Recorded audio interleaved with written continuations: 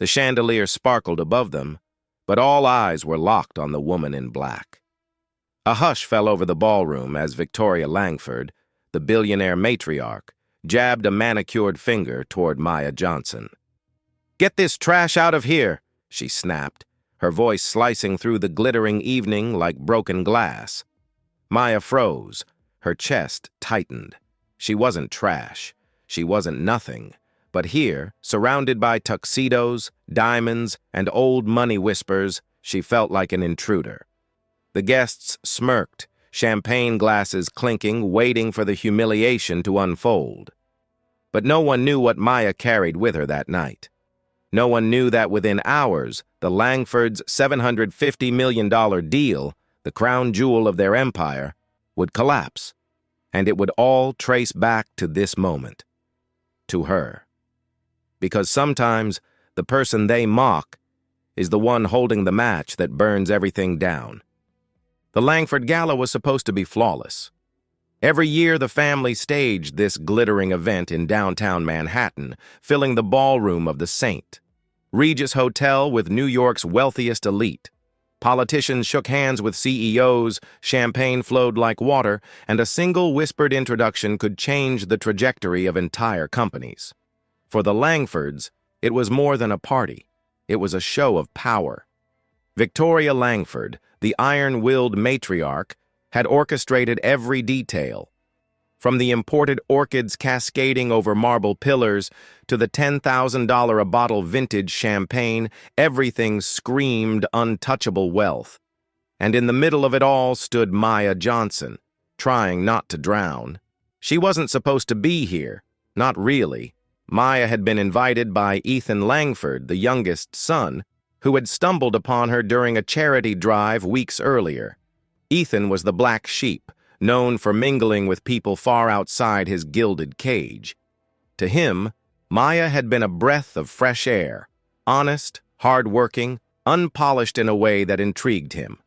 But to Victoria Langford, Maya was a threat.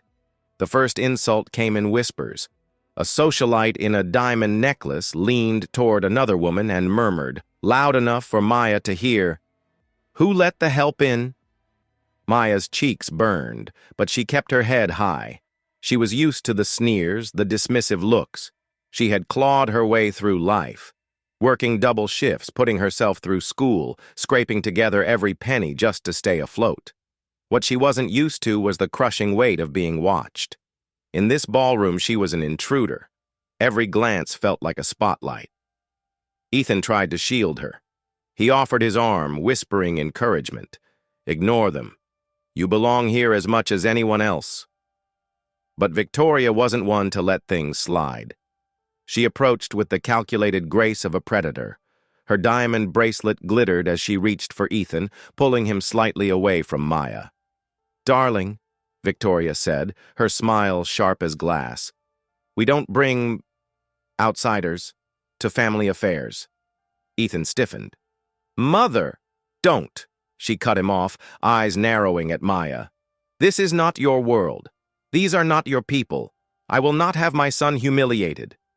The word humiliated stung deeper than Maya expected. Humiliated? Simply for existing in their space? Her fists clenched at her side, but she said nothing. Then came the moment. The spark. Victoria turned to the nearest waiter and, with a snap of her fingers, said, "Escort this woman out." The ballroom went silent. All conversations stopped.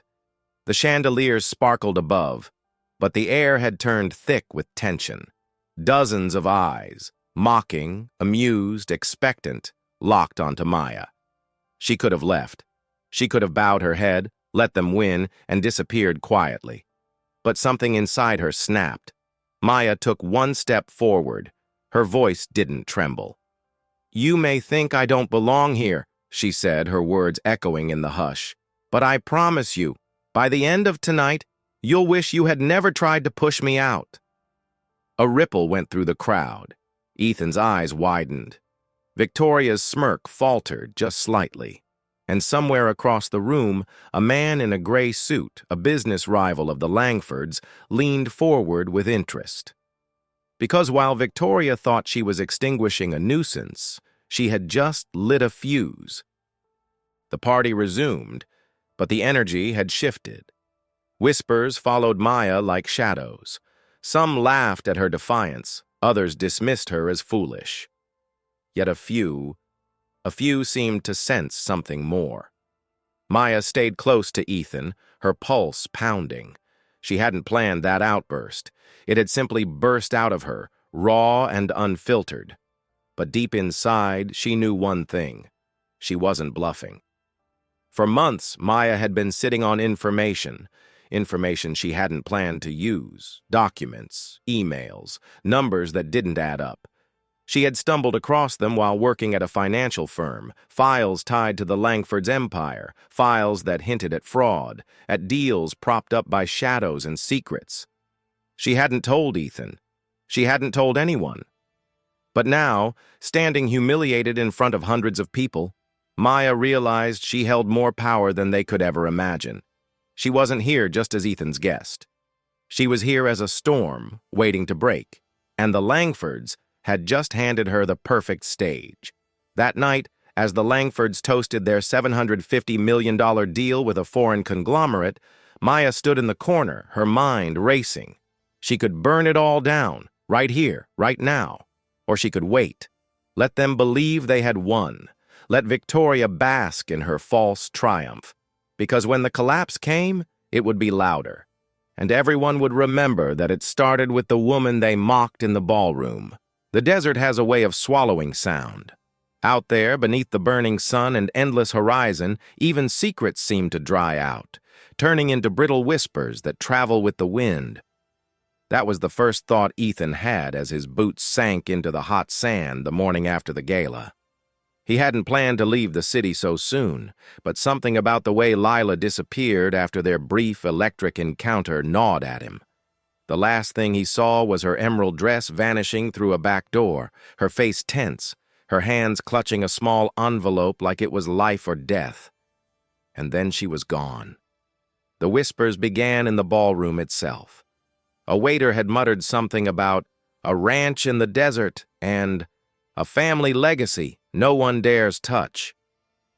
Ethan's curiosity, a force that had ruined him more than once, drove him straight to his truck before dawn. The desert didn't welcome strangers kindly. The farther he drove, the lonelier it became. Rusted road signs, shacks collapsing into themselves, vultures circling overhead.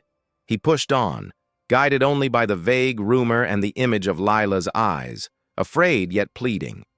Hours later, he saw it. A weather-beaten ranch house sitting like a scar against the dunes. The air seemed heavier there, as though the sand itself held its breath. Ethan parked, dust swirling around him, and walked to the porch. The wood groaned under his weight. Before he could knock, a voice came from inside. "You don't belong here." It was a man's voice, deep, cracked with age. The door creaked open and revealed an old figure, Samuel Reyes, Lila's estranged uncle, though Ethan only realized this later.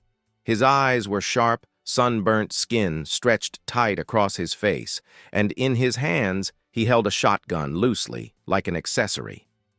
"I'm looking for someone," Ethan said calmly. "A woman. She was here." The old man spat onto the sand. "Plenty of women pass through the desert, none you should chase." But Ethan caught something flicker in his eyes, recognition and fear. He pressed. "Her name is Lila." The silence stretched, heavy and dangerous.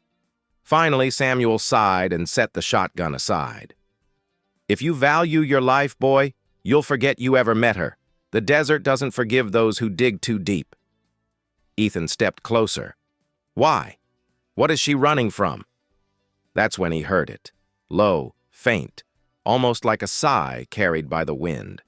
A whisper. It wasn't human. It wasn't the old man. It came from somewhere beneath the ground. The hair on Ethan's arms stood up. Samuel noticed his reaction. His gaze hardened, and his voice dropped to a growl. "You hear it, don't you?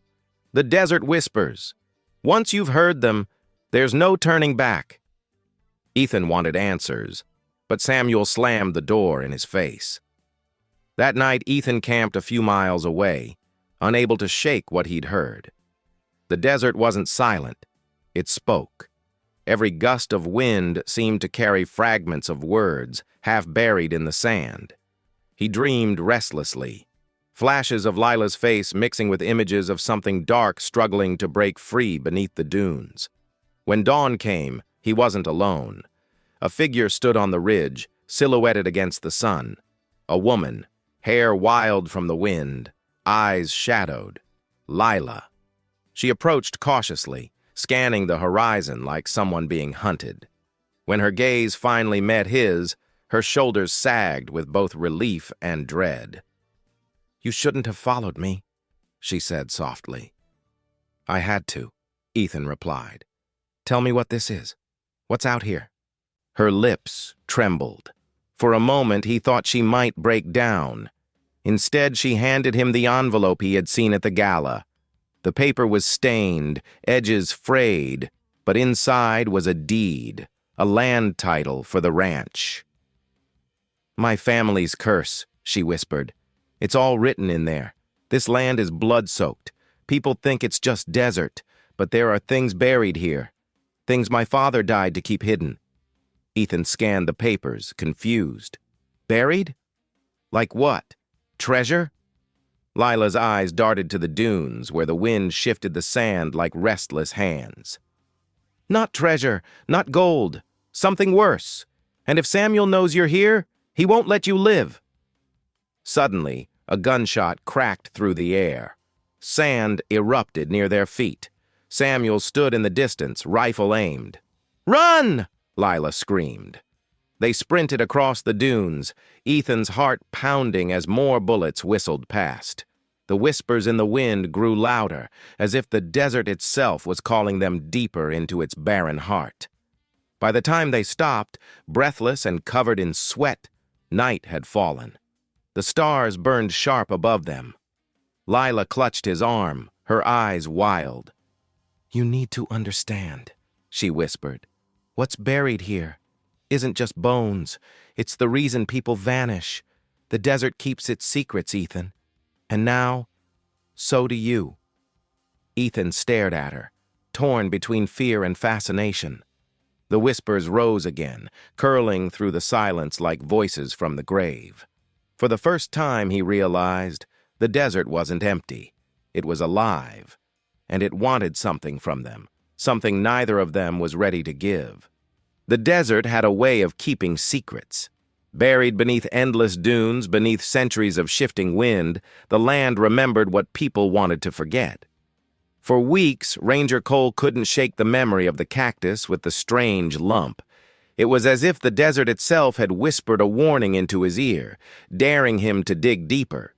He tried to convince himself it was nothing, just a freak of nature, but deep down, he knew better. The land never lied. People did. That night, he met Elena Vasquez in a crumbling adobe house on the edge of town. The daughter of an oil magnate, she carried herself like someone who had been taught never to cry in public, but her eyes betrayed her. "My father wasn't the man everyone thought he was," she confessed, voice shaking. "And the desert, it holds proof." Cole leaned forward, his jaw tightening. "What proof?" She hesitated. "Documents. Names. A ledger that could ruin families. But there's more. People went missing out there, Ranger. My uncle. A maid who served us since I was a child. They said they ran away, but I know better. I heard digging. Late at night. Always on the nights the winds howled." Cole felt the chill despite the heat. Elena pulled an old envelope from her purse, edges yellowed with age. Inside was a torn piece of paper with a set of coordinates scrawled in shaky handwriting. "My mother gave me this before she died," she whispered. "She said never go there alone." 2 days later, Cole stood at those coordinates.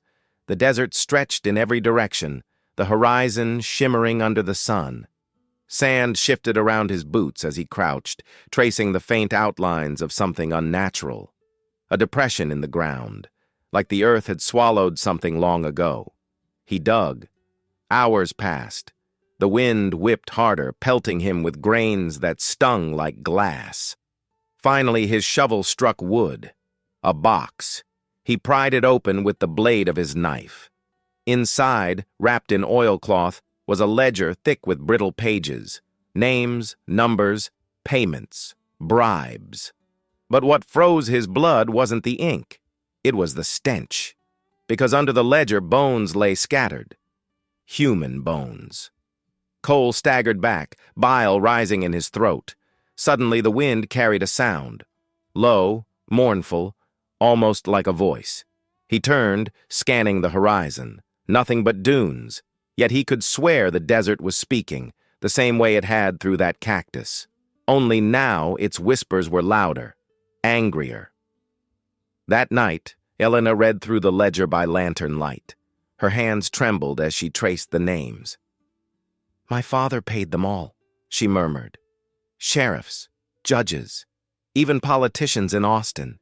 He bought silence. But the ones who threatened him..." She glanced at Cole. "They didn't just disappear, did they?" Cole shook his head grimly. "Number the desert took them. Or rather, your father put them there." Her face crumpled, the mask of strength shattering. "He built our empire on graves." Cole closed the ledger, his jaw hardening. "And someone else knows. Someone who left that cactus, that message for me. This isn't just about your father anymore. It's about whoever's keeping these secrets alive." Elena's eyes flicked to the window, where the wind moaned through the cracks. For the first time, she looked afraid not of the truth, but of the shadows outside. "What if the desert isn't done burying?" she whispered. Outside, under the endless stars, the dunes shifted again, and somewhere beneath them, something moved. Power didn't always roar. Sometimes it whispered, sometimes it smiled, and sometimes it poured a glass of $20,000 wine while deciding who would live and who would vanish. Elena Vasquez had grown up in those circles. Polished mahogany tables, diamond chandeliers, laughter that never reached the eyes. She thought she understood her father's world. But sitting in that private dining room atop the Las Palmas Hotel, she realized she had only seen the surface. Around her were men and women whose fortunes dwarfed her family's. Oil barons from Houston, real estate kings from Dallas, a venture capitalist who'd once collapsed an entire company just to buy its ruins. And at the head of the table, smiling like a serpent in silk, sat Victor Harrow, the billionaire who had brokered her father's rise. Cole sat beside Elena, feeling the weight of eyes measuring him like a farmhand straying into a royal court. His ranger's boots scuffed against marble floors that had never known dirt. He hated every inch of the room, but he hated the ledger in his jacket pocket more. Victor raised his glass. "To old friends," he said, voice smooth as aged bourbon, "and to secrets better left where they belong. Buried." Laughter rippled around the table, but Elena's knuckles whitened on her wine glass. She leaned closer to Cole and whispered, "He knows." Cole didn't answer. He just studied Victor, noting the casual confidence, the faint scar along his temple, the way his bodyguards never strayed far. This was a man who had turned graves into stepping stones. The dinner unfolded like a play. Deals hinted at in jokes, alliances sealed in the passing of a cigar box. At one point, Victor produced a map, desert parcels marked in red.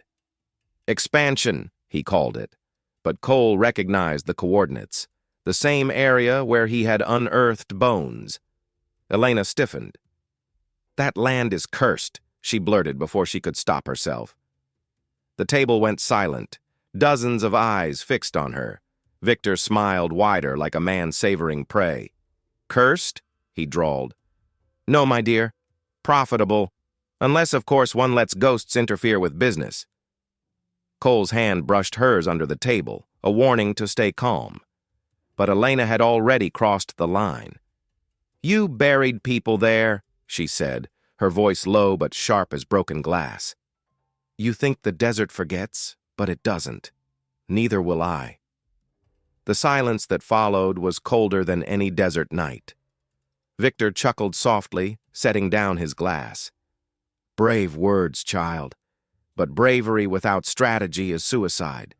His gaze flicked to Cole. "And you, Ranger, you dig where you shouldn't. Be careful. The desert isn't the only thing that swallows men whole."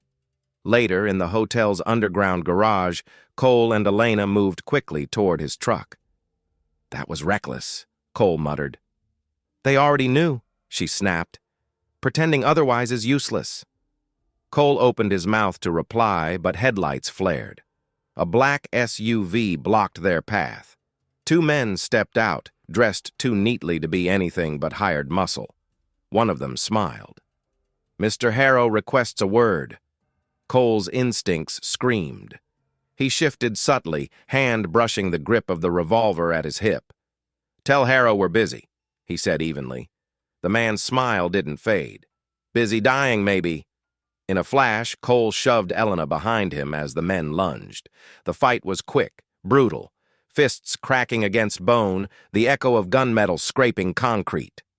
Cole dropped one with a hard elbow to the jaw, spun and drew his revolver on the other before he could reach for his weapon. The man froze, hands raised. Cole's voice was ice. "Go back to Harrow. Tell him the desert's starting to talk, and I'm listening." The man swallowed hard, then fled. Back in the truck, Elena's breath shook as she clutched the ledger. "We're running out of time. He'll come after us harder now." Cole started the engine, the rumble echoing in the garage. "Good. Let him chase. The more desperate men like Harrow get, the more mistakes they make. And every mistake leaves a trail." Elena turned to him, eyes wide. "And if his next mistake is killing us?" Cole glanced at her, a flicker of a smile on his scarred face. "Then we better stay alive long enough to bury him first." Outside, the neon glow of the city blurred past. But beyond the lights, the desert waited, silent, watching, and hungry. The suite was quiet, too quiet. Elena locked the door behind her and Cole, but silence wasn't safety. It was a hollow space where doubts multiplied. She sank onto the velvet armchair, her hands trembling around the ledger. The gold-embossed crest on its cover mocked her, a reminder that her father's empire was built on blood. Cole stood by the window, eyes on the city below. "You shouldn't have confronted Harrow," he said. Elena's laugh was brittle. "And what would you have me do? Smile? Toast to the graves beneath our feet?" "You play their game by their rules," Cole replied, "but you never show your hand until you're ready." His voice was calm, but something about it unsettled her.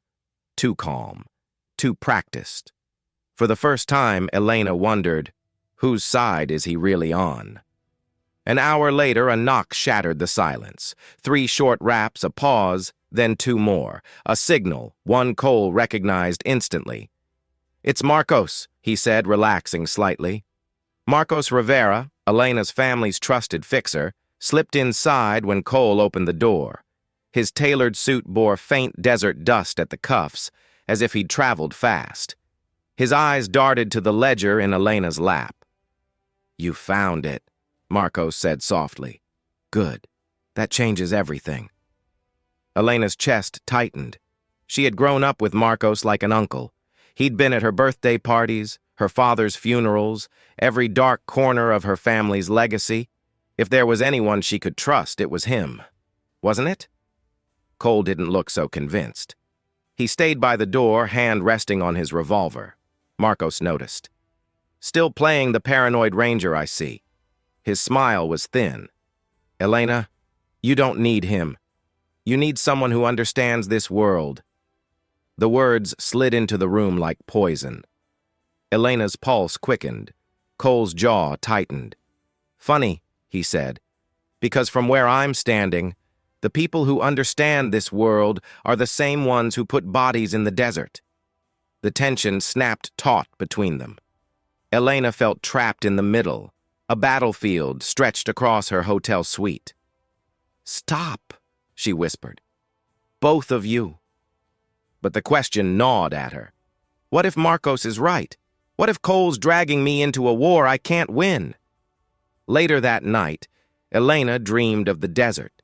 She saw the sand split open, skeletons reaching for her ankles, pulling her down. In the distance, Cole and Marcos stood side by side, their faces hidden behind masks. She screamed for help, but both turned away. She woke drenched in sweat. Cole was gone. Panic surged through her chest until she noticed the note on the nightstand, scrawled in his harsh, angular handwriting. Back by dawn. Don't trust anyone who knocks. Her hands shook as she folded the note. Don't trust anyone. But hadn't Cole just told her not to confront Harrow? Hadn't Marcos warned her against trusting Cole? Who was she supposed to believe? Dawn bled into the sky when Cole returned. His boots tracked desert dust across the marble floor. Elena sat upright, waiting, the ledger clutched to her chest. "Where were you?" she demanded. Cole met her gaze, unreadable. "Confirming a lead. Harrow's men are moving fast. They've got another site lined up for development and another set of graves to cover." His words made sense. His eyes didn't. Before she could question further, the suite phone rang. Elena jumped. Cole crossed the room and answered, his voice low. When he hung up, he looked grim. "That was Marcos. He says Harrow's planning to strike tonight." Elena's breath caught. "Then we need to trust him." "No." Cole cut her off. "That's exactly what Harrow wants. He feeds Marcos just enough truth so we take the bait." Her head spun. Lies within lies. Half-truths dressed as salvation. Cole stepped closer, his shadow falling across her. "Elena, you need to decide. You either trust me or you trust him. One choice saves us. The other buries us." She searched his face, desperate for something human, something real, but all she saw was a man hardened into stone by secrets she still didn't know. And in that moment, Elena realized something terrifying. Maybe the desert wasn't the only place where bodies were buried. Maybe the deepest graves were inside the people closest to her. The city roared to life outside the window, but inside the suite, silence reigned. Elena stood at the threshold of two paths, neither of them safe. Her father's world had taught her one truth. Masks never come off willingly. They have to be torn away, and tonight she would have to choose whose mask to rip first. The night split open with gunfire. Elena ducked instinctively as the glass wall of the suite exploded inward, shards scattering across the carpet like glittering knives. Cole was already moving, shoving her behind the overturned sofa, his revolver barking twice in rapid reply. Shadows poured through the broken window. Harrow's men, dressed in black, rifles gleaming. They came fast, silent, efficient. Cole's eyes burned. "They knew where we were." Elena's pulse thundered. The ledger was still clutched against her chest, its weight heavier than any bullet. She thought of Marcos, of the warning he'd delivered just hours ago. Was he the leak, or was it Cole himself? She didn't have time to wonder. Cole yanked her toward the fire escape. "Move!" The corridor outside was chaos. More men swarmed from both ends, their boots pounding against marble. Muzzle flashes lit the hallway like lightning. Cole dragged Elena down the stairwell, firing blindly behind them. On the 12th floor landing, they nearly collided with Marcos himself. His suit was immaculate, his pistol already raised. "Down here," Marcos shouted, waving them toward the service elevator. For a heartbeat, relief washed over Elena. He had come back for her. Maybe he wasn't the traitor after all, but Cole froze. His gun didn't lower. "Don't!" Cole growled. "He's leading us right into it." Marcos's jaw tightened.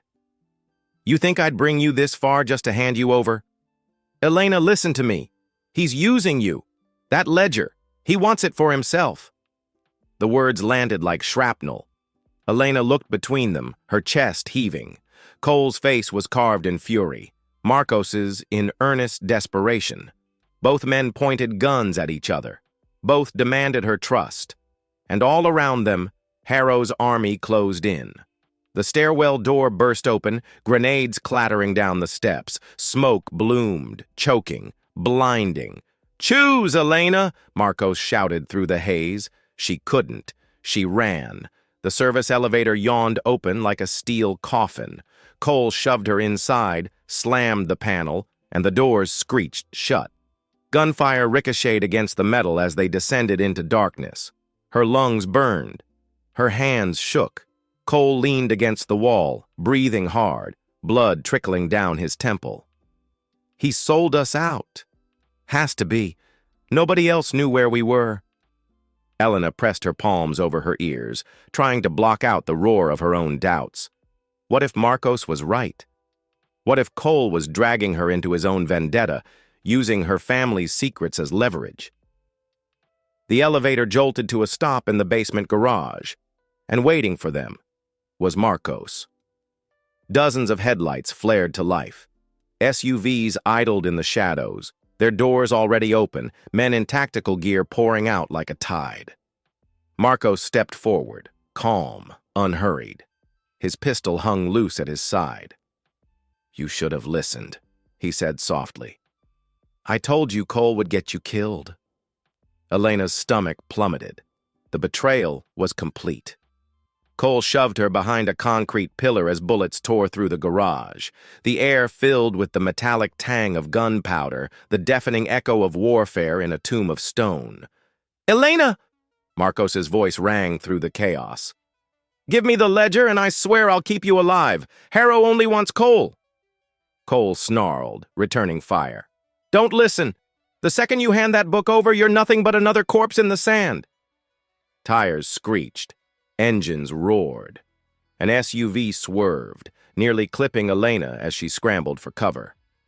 For one dizzying moment, she thought about surrender, about ending the madness with a single choice. But then she remembered the dreams, the masks, the graves stretching endlessly under desert stars. Number. She wouldn't be buried with them. Elena gritted her teeth and pulled a fallen rifle from the floor. The weight of it felt alien in her hands, but power thrummed through her veins. When Marcos's men advanced, she fired. The fight was chaos, but in chaos, truth revealed itself. Cole fought like a storm unleashed, every shot calculated, every move meant to shield her. Marcos, in contrast, kept his distance, barking orders, never stepping into the line of fire himself. And in that moment, Elena understood. Whatever masks these men wore, Cole's was at least carved from sacrifice. Marcos's was built from survival at any cost. Her choice crystallized. Elena swung her rifle toward Marcos. He froze, eyes widening, not in fear, but in disappointment.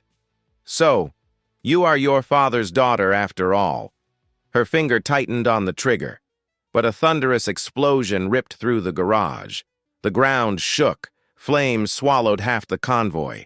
Harrow had arrived in person, and with him, the desert's wrath. The storm had broken, and they were all about to drown in it. The garage was an inferno. Flames chewed through steel, smoke writhed like serpents, and the thunder of collapsing concrete shook dust from the ceiling. Through the fire he appeared. Harrow. Not the phantom that haunted her dreams, not the name whispered in the ledger, but flesh and blood. His suit was ash-gray, immaculate despite the carnage, his face carved in stone. His eyes, two voids rimmed in ice, swept across the chaos and settled on Elena. "The girl," he said simply. "Bring me the girl." His soldiers surged forward. Cole dragged Elena behind a flaming SUV, firing until his revolver clicked empty. His voice was ragged. "You see him now? That's the man who murdered your father." Marcos shouted over the roar. "And the man who'll murder you unless you stop clinging to ghosts. Elena, give him the ledger." Elena clutched the battered book to her chest. Its pages seemed to hum against her ribs, alive with secrets too old and poisonous to remain buried. The weight of generations pressed down on her, suffocating. Harrow stepped closer, unhurried, like a king surveying conquered ground. "Your family bought power with blood," he said, his voice carrying through the fire. "That ledger is proof. Hand it to me, and you can walk away. Otherwise, you burn with them." Elena's pulse thundered. She saw the truth then. Harrow didn't just want to erase history, he wanted to rewrite it. With the ledger destroyed, his empire would stand unchallenged. But if she kept it, she would paint a target on her back until the day she died. Cole leaned close, his eyes fierce, even as blood streaked his cheek. "We end it here, with him." Marcos's voice cracked with desperation. "Don't be a fool. Harrow wins unless you make a deal. Do you really want to die for a name in a book?" The air trembled with choice, and then the shooting started again. Harrow raised a hand, and his men opened fire in a synchronized barrage. Bullets tore through the garage, sparking against concrete. Elena and Cole dove behind wreckage. Cole grabbed a fallen rifle and shoved it into her hands. "Cover me!" She shook her head, trembling. "I don't—" "Do it, Elena!"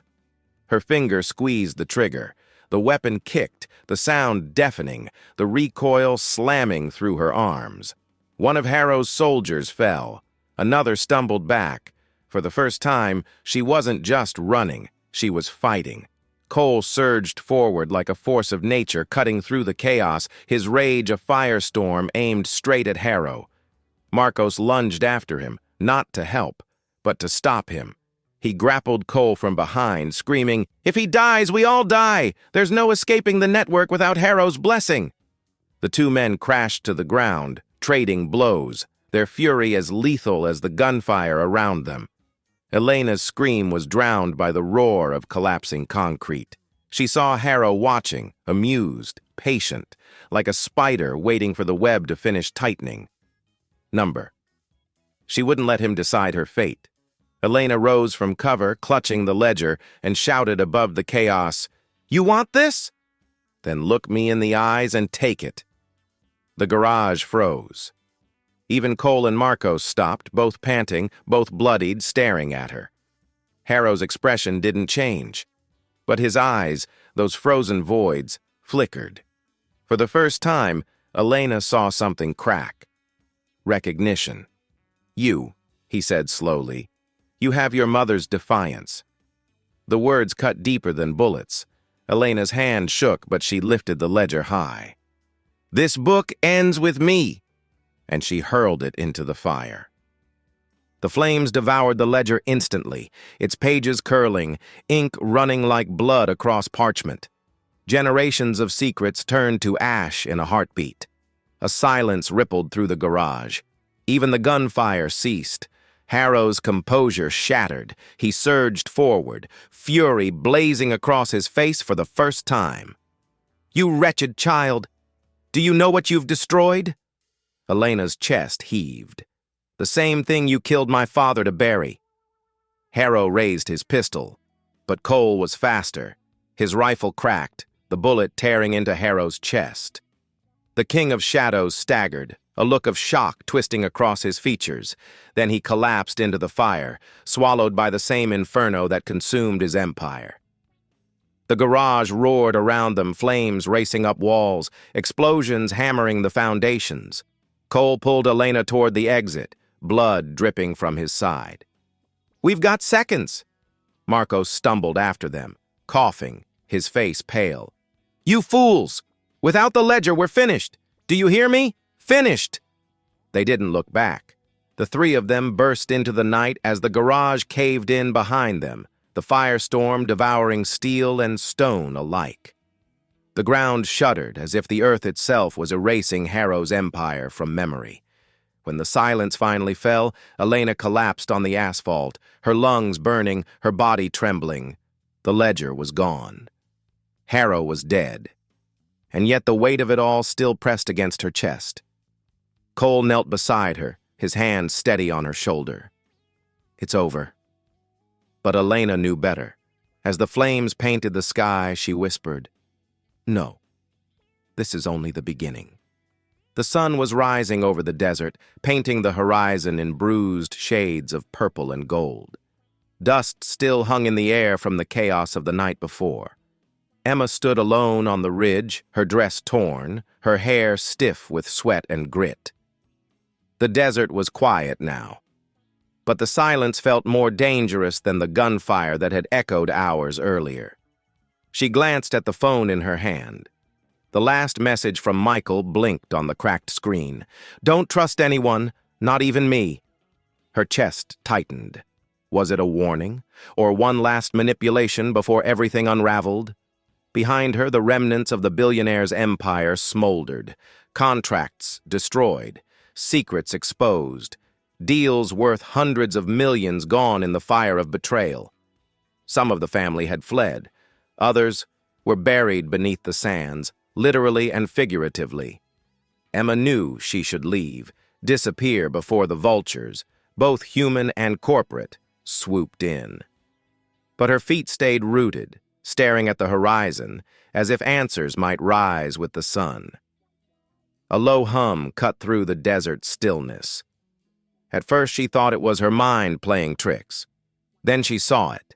Headlights cresting the far dunes, a black SUV slicing through the sand with surgical precision. Not random, not lost, coming for her. Her heart pounded. She didn't know if it was the family seeking revenge, Michael returning from the shadows, or someone even more dangerous who had been watching all along. Emma tightened her grip on the phone. The desert had taken everything from her, yet it had also given her something new: clarity. She was done being a pawn. As the SUV stopped yards away, the tinted window rolled down. A voice she thought she'd never hear again drifted out, calm, almost amused. "Emma, get in. We have unfinished business." Her breath caught. Her mind raced.